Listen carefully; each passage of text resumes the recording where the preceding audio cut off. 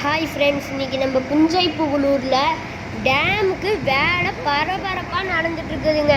இன்னும் ஒரு வருஷம் கழித்து இந்த இடத்துல வந்து பார்த்திங்கன்னா இது ஒரு சுற்றுலாத்தலமாக இருக்க போகுதுங்க. அது மட்டும் இல்லைங்க, பூங்காக்கள் உருவாக போகுது.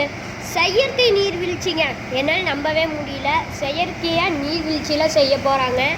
அது மட்டும் இல்லாமல் இதுக்கு வந்து நல்ல ஒரு பெரிய பாதை, அதுக்கப்புறம் மீன்கள் வந்து பார்த்திங்கன்னா இந்த இடத்துல நிறையா விற்பனைக்கு செய்யப்பட போகுது. ஏன்னா இந்த இடத்துல டேம் கட்டி விட்டு எல்லாம் பண்ணாங்கன்னா இங்கே நிறைய தண்ணி வரும்போது நிறைய மீன்கள் வரும். அதை வந்து விற்பனை பண்ணுறதுக்காக நிறைய மீனவர்கள் வந்து விற்பனை பண்ணுவாங்க.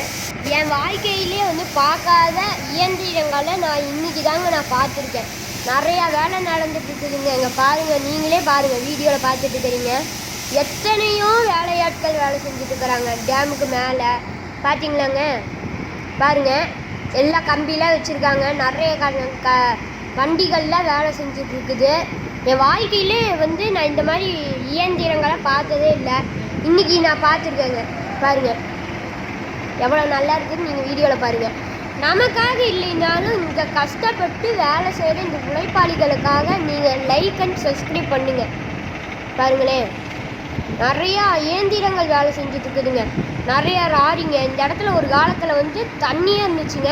இப்போ அது ஒரு நிலப்பகுதியே இருக்குது. இன்னும் ஒரு வருஷம் கழித்து வந்து பார்த்தோம்னா இந்த இடம் மறுபடியும் தண்ணியாக தாங்க இருக்கும். ஃபுல் அண்ட் ஃபுல்லி தண்ணியாக தாங்க இருக்கும். பாருங்கள், இந்த இடத்தெல்லாம் மறக்க முடியாத ஒரு நினைவாக இருக்க போகுது. புஞ்சைப்புகளூருங்கிறது ஒரு சாதாரண கிராமம் தாங்க. ஆனால் அந்த இடத்துல வந்து பார்த்திங்கன்னா நிறையா சுற்றுலாத்தலங்களாட்டு நிறைய செஞ்சுட்டு வராங்க. இனிமேல் புஞ்சைப்புகளூர்னு சொன்னால் தமிழ்நாட்டில் தெரியாத ஆட்களே இல்லாத மாதிரி ஆக போகுதுங்க. அந்த அளவுக்கு நிறையா வேலைகள் செஞ்சிட்ருக்காங்க. டேம்லாம் ரொம்ப கஷ்டப்பட்டு செய்கிறாங்க. நிறைய இயந்திரங்கள் இருக்குது. இந்த இடம் முழுக்க அவ்வளோ அருமையாக இருந்துச்சு. நிறைய தண்ணி இருக்குதுங்க. எல்லா தண்ணியும் அந்த சைடு போட்டு நல்லா பண்ணியிருக்காங்க.